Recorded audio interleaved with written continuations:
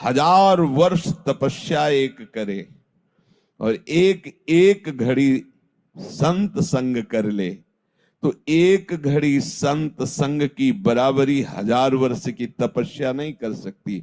ऐसा परमहंस शिरोमणि श्री सुखदेव जी ने वर्णन किया। बहुत बड़ा प्रभाव सत्संग का है। ये जो कहने में आता है कि देर नहीं लगता सब सफेद से पीले, रंगीन से सफेद, सफेद से पीले, वहां तो होड़ बनी हुई है। इसका कारण हरिवंश प्रताप है और कोई नहीं। प्रायः संसार में देखो लोग होड़ लगा करके भोगों की तरफ भागते हैं। आज तुमने स्कूटी ली तो कल हम मोटरसाइकिल लेंगे, तुमने ये कपड़ा तो हम, तुमने ये भोगा तो हम आज, तुम यहां से भोजन मंगाते हो हम वहां से मंगाएंगे, तुमसे 100 रुपया अधिक का। होड़ लगती है, पूरा इसी में तो संसार फंसा हुआ है। और यहां होड़ लगती है, आज तुमने मुंडन कराया तो आज हम कराएंगे। आज हम अपने जीवन का परिवर्तन करके प्रभु के चरणों में पूर्ण समर्पित हो जाएंगे। ये क्या है? ये सत्संग का, हरिवंश प्रताप का प्रभाव है। हरिवंश प्रताप ही जानत है। ये हरिवंश प्रताप कैसे परिवर्तन करता है? एक घड़ी अगर सत्संग हो गया है, अब आप कहेंगे कि कई कई वर्ष सत्संग करने वाले भी तो भाग गए। एक घड़ी का यहां वर्णन किया जा रहा है। सत्संगति घड़ी एक, एक घड़ी आधी घड़ी, आधी में पुनियाधी, तुलसी संगति साधु की हरे कोटि अपराध। ये 5-5 वर्ष सत्संग करके फिर भी भाग गए। क्या सत्संग में दम नहीं थी या सत्संग वो सुन नहीं पाए? बात यह है, पारस पास में है पर स्पर्श नहीं हुआ उसका। क्यों? क्योंकि रुई बीच में लगी हुई है। ऐसे अहंकार का पर्दा। रोज प्राय सत्संग में शब्द आता ही है, शरीर, शरीर के भोग और शरीर के रिश्ते नाते। 3 पर जब तक आप विवेक का कुल्हाड़ नहीं चलाएंगे तब तक परमार्थिक उन्नति नहीं नहीं नहीं। दूरादपास्य स्वजनान, आचार्य चरण कह रहे, सने संबंधियों के राग से दूर, सुखमर्थ कोटिम, ऐश्वर्य भोग से दूर, सर्वेषु साधन वरेश चिरम निराशा, अहम भरी तपस्या साधना व्रत नियम आदि से भी दूर, एकमात्र दैन्य भाव से महारानी श्री किशोरी जी के चरणों का आश्रय। हो गई बात। फिर कुछ समझाना नहीं पड़ेगा, सब समझ अपने आप आ जाएगी। और शरीर का राग, भोगों में सुख बुद्धि और शरीर संबंधियों पर विशेष अपनापन, तो आप 1000 वर्ष बैठे रहो सत्संग में, कोई लाभ नहीं मिलने वाला। कोई लाभ का तात्पर्य आपका परिवर्तन नहीं होगा। क्यों? क्योंकि आप परिवर्तन करना नहीं चाहते, इसलिए नहीं होगा। महासंगस तो दुर्लभ हो लेकिन अगम्य हो। पास बैठ करके भी आप हृदय में लालसा जग जाए सत्संग से, तो ये तीनों छूट जाएंगे। बिना इन तीनों के छूटे, शरीर का राग, शरीर के संबंध भोगों में सुख बुद्धि और शरीर के रिश्ते नातेदारों में अपनापन, ये बहुत खास बात है, पकड़ लीजिए इन 3 को।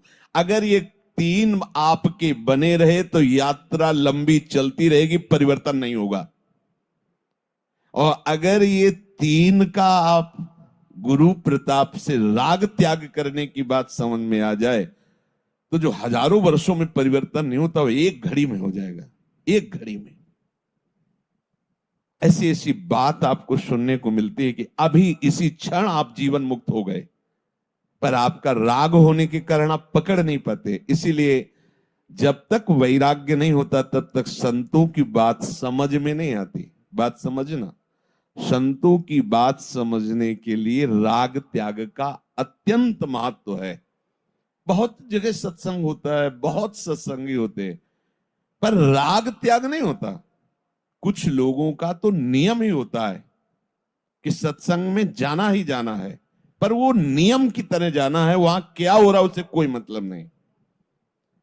उनसे अगर पूछो कि सत्संग में क्या सुना, बोले बहुत बढ़िया, पर सुना क्या ये नहीं बता पाएंगे, क्योंकि उनको सत्संग की बातें पकड़ने से मतलब नहीं, केवल सत्संग में अहोभाग्य सत्संग में आ गए और छाप मारने के लिए अहम और पुष्ट हो गया कि हम 25 साल से नियम पूर्वक सत्संग सुन रहे हैं, परिवर्तन बिल्कुल नहीं, जैसे के वैसे ही हैं।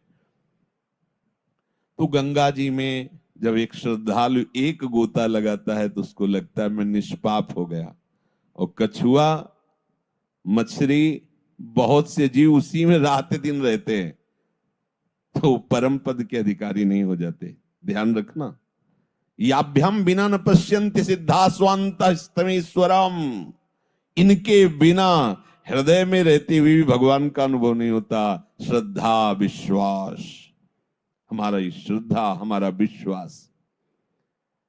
इंद्री मन के बस करे, मन करे बुद्धि के संग, बुद्धि राखे हरिपद जहां, तो लागे ध्यान अभंग। महापुरुषों की वाणी है। सत्संग का आपके ऊपर प्रभाव पड़ रहा है, इसका आप ही निरीक्षण कीजिए। बोले क्या?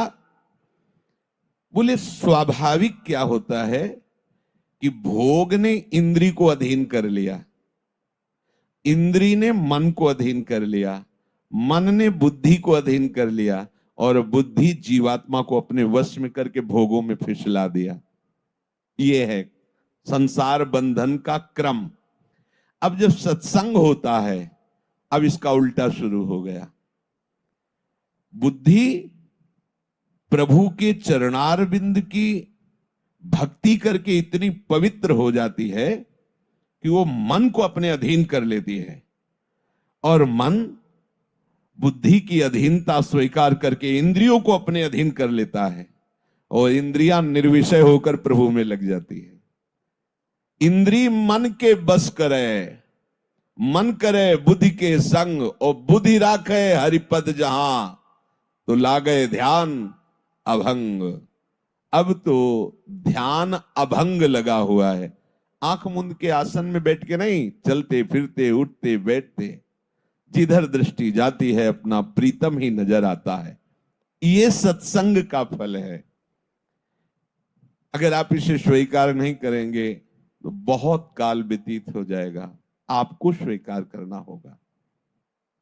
जहां भोगों के छोड़ने की बात आती है, जहां अहम को चकनाचूर करने की बात आती है, जहां रिश्ते नातों को स्वाहा करने की बात आती है, यही भेंट देनी है अपने को। अपने को प्रभु की प्राप्ति के लिए जो भेंट देनी है वो यही देनी है। क्या? अपने शरीर का समर्पण, अपने शरीर संबंधी भोगों का समर्पण, अपने रिश्ते नातों का समर्पण। आप एक ही नाता है, केवल प्रभु के संबंध से। नाते नेह राम के मनियत, नहीं तो नहीं। वो अंजन किस काम का जो आंख में लगाए और आंख फूट जाए है? वो संबंध किस काम का जो परम प्यारे प्रीतम प्रभु से विमुख करके हमें संसार में फंसा दे। अंजन कहां आंख जो फूटे, बहुतक कहो कहां लो। जाते होए स्नेह राम पदे, तो मतो हमारो। जिससे प्रभु के चरणों में प्रेम हो जाए, यही हमारा मत है। इसलिए इसको त्यागना अनिवार्य है।